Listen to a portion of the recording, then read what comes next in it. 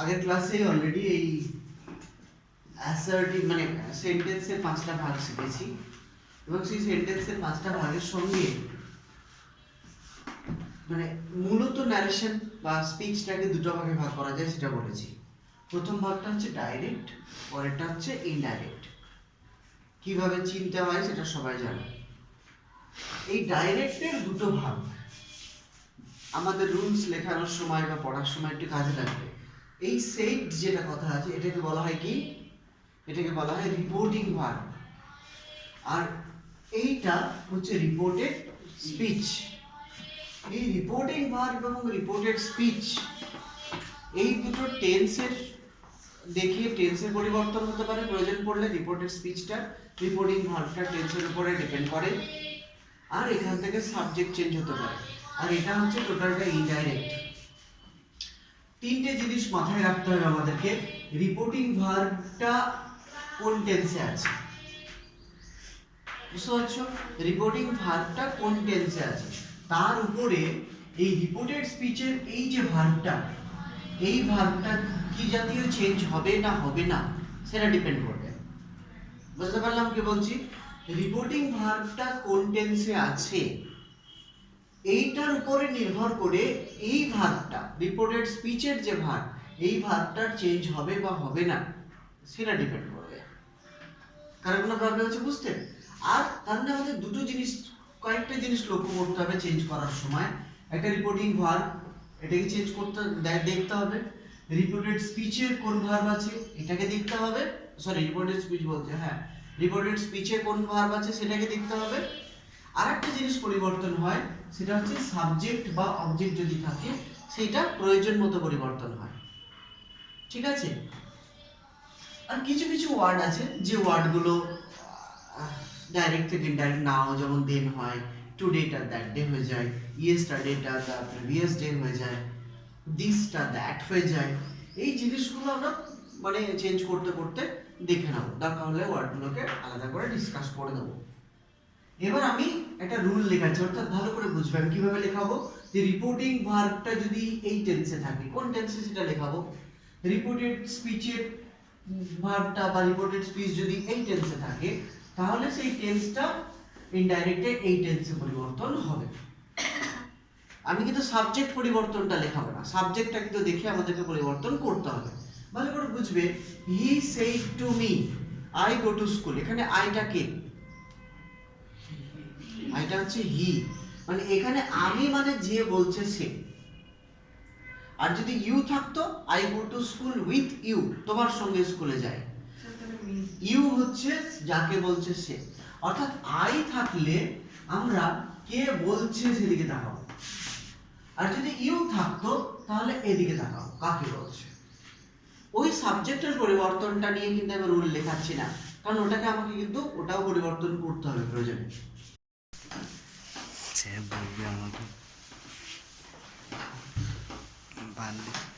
Rule number 1, আমি কিন্তু তোমার বাংলায় লিখতে যদি I don't know whether you have problem in writing Bengali or not, but I'll just say in Bengali and English together.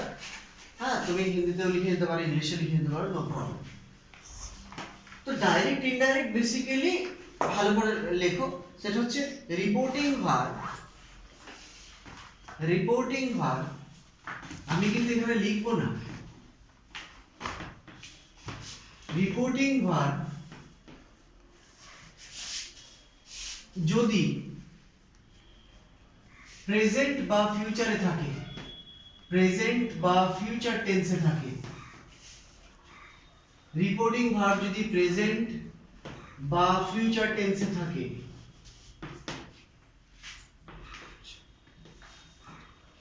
Reporting verb যদি present বা future টেন্সে থাকে,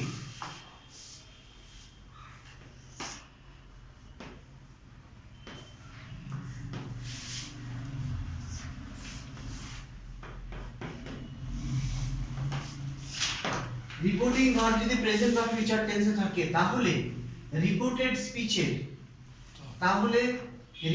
স্পিচের টেন্সের কোনো পরিবর্তন হয় না। If the reporting verb is in present or future, then the tense in the reported speech it doesn't change.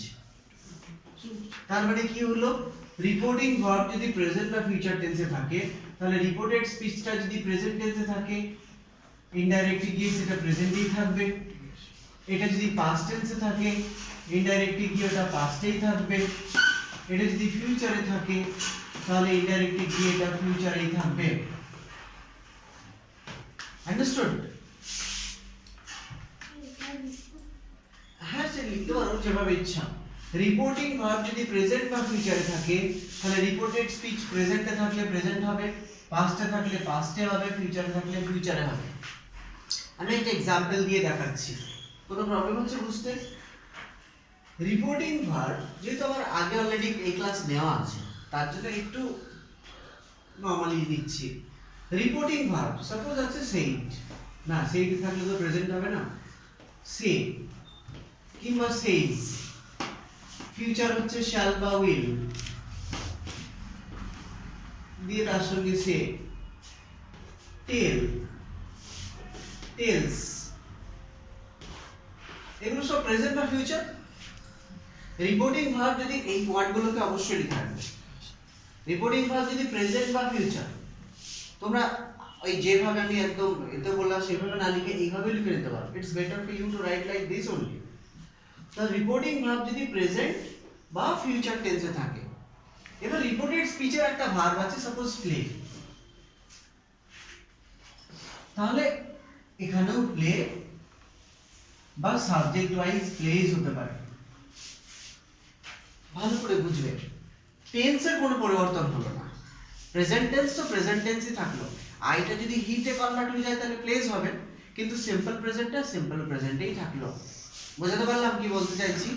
অর্থাৎ রিপোর্টিং ভার্বটা যেহেতু প্রেজেন্ট বা ফিউচারে আছে, say, says, tell, tells, shall, will ব্যবহার করা আছে, তাহলে রিপোর্টেড স্পিচের এই প্রেজেন্টটা প্রেজেন্টেই থাকলো। যদি পাস্ট থাকতো তাহলে পাস্টেই থাকতো, যদি ফিউচার থাকতো তাহলে ফিউচারেই থাকতো, শ্যাল উইল থাকলে সেই শ্যাল উইলই থাকতো।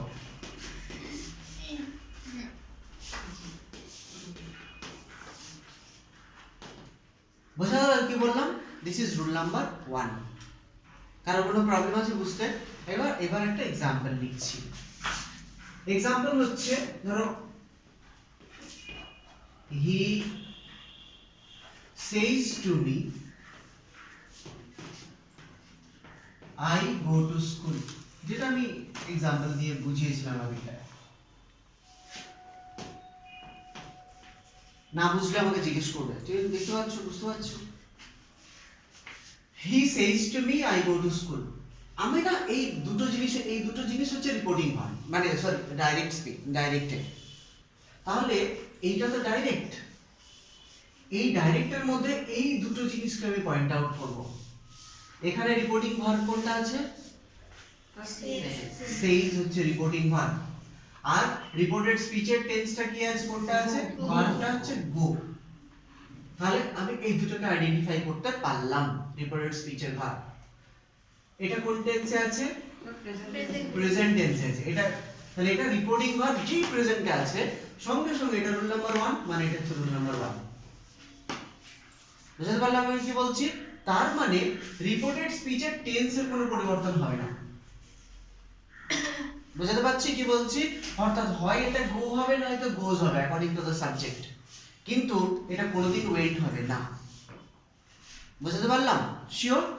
অর্থাৎ রিপোর্টিং ভার্বটা যদি প্রেজেন্ট টেন্সে থাকে বা ফিউচারে, এখানে প্রেজেন্টে আছে, তার মানে হি টেলস মি, যদি সেইজ এর সঙ্গে যদি টু থাকে তাহলে আমরা আর সে ওয়ার্ডটা ব্যবহার করি না, টেল ব্যবহার করি। সেই যদি পাস্টেও সেইড এর পরে টু আছে তখন আমরা টোল্ড ব্যবহার করব, তখন আর সেইড টু লিখবো না। বুঝতে পারছি কি বলছি? শিওর? তাহলে সেইজ টুটার পরিবর্তে আমরা লিখলাম টেলস, তখন আর এই টুটা লিখবো না। তাহলে হি টেলস মি, এটার একটা কানেক্টর বসে। কি কানেক্টর? দ্যাট। তাহলে দ্যাট। এইবার আমি যখনই ডাইরেক্ট থেকে ইনডাইরেক্ট করব, একদম ওয়ার্ড বাই ওয়ার্ড নাও। কেউ প্লিজ পণ্ডিতি পড়ে একদম পণ্ডিত ওয়ার্ডটা ইউজ করছি প্রথম ইনফ্যাক্ট যারা খুব ভালো স্টুডেন্ট হয়ে থাকে, আমার যারা মাস্টার্স করলো, একদম থেকে সিইউ থেকে একদম সেই 7 থেকে এমএ পর্যন্ত আমার কাছে পড়েছে, ব্যাপক রেজাল্ট করেছে চিরকাল।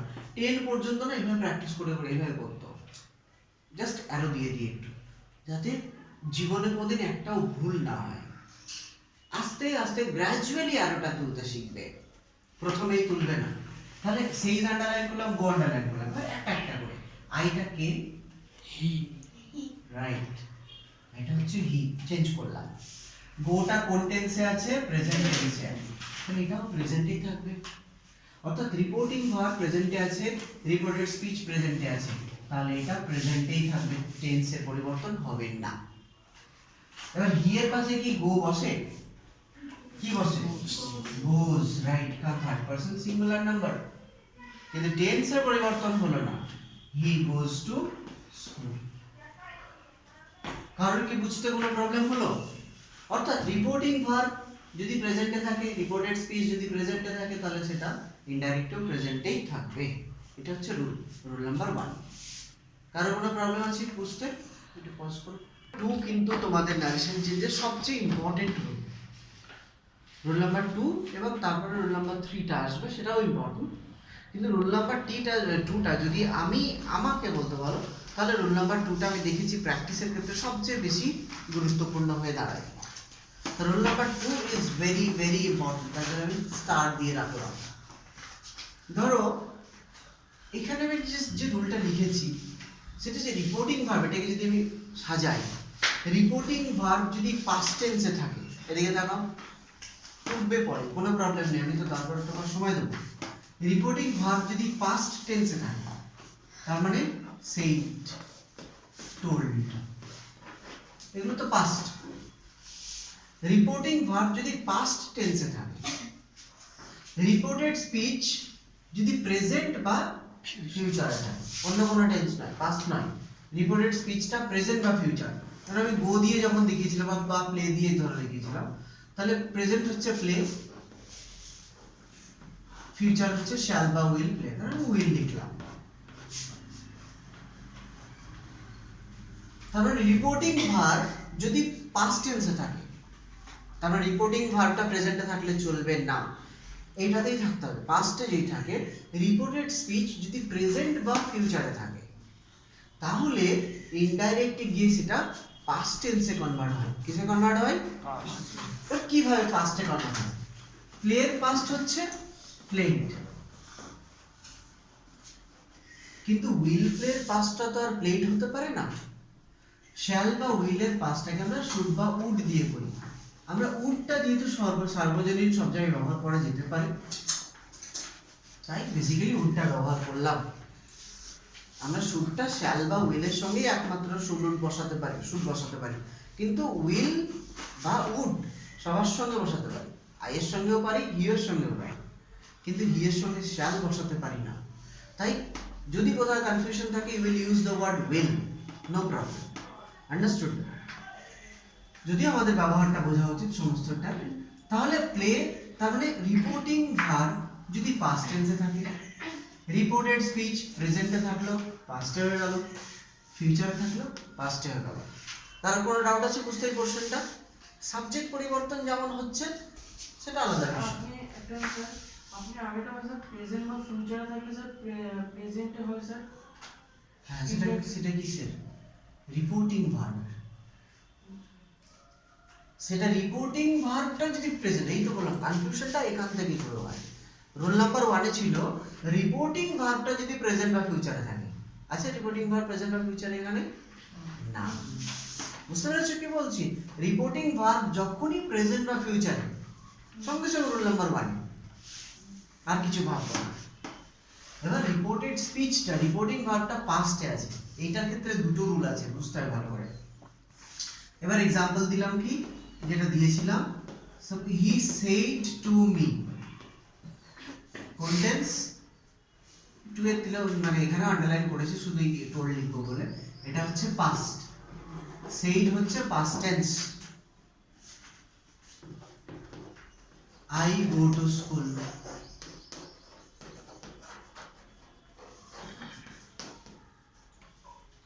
গোটা কোন টেন্সে আছে? প্রেজেন্ট প্রেজেন্ট টেন্সে আছে। এবার আমি মেলাবো আমার কত নম্বর রুলের সঙ্গে ম্যাচ করছে। রিপোর্টিং ভার্ব পাস্ট টেন্সে আছে, রিপোর্টেড স্পিচ প্রেজেন্ট টেন্সে আছে, তাহলে কত নম্বর রুল হলো? তাহলে rule number 2, reporting verb past টেন্সে আছে, রিপোর্টেড স্পিচ প্রেজেন্ট বা ফিউচার, তার মধ্যে একটা হচ্ছে প্রেজেন্ট। তার মানে রুল নাম্বার 2। তাহলে কি হবে? ইনডাইরেক্টলি গিয়ে কোন টেন্সে পরিবর্তন হবে? এটা ফার্স্ট ইনডাইরেক্টলি গিয়ে গোটা তার মানে কোন টেন্স হয়ে যাবে? ওয়েট ওয়েন্ট হয়ে যাবে, গোটা পাস্টে কনভার্ট হয়ে গোয়ের পাস্ট ওয়েন্ট। অর্থাৎ আমি বাকিটা চেঞ্জ না করলেও গোটা যে ওয়েন্ট হবে সেটা আমি এই রুল দেখেই বুঝতে পারছি অটোমেটিক। এবার আমি দেখো করছি, হি সেড টু থাকলে কি করব বললাম? Told me. সেড টু থাকলে টোল্ড দিলাম, কারেক্টার কি বসবে? দ্যাট।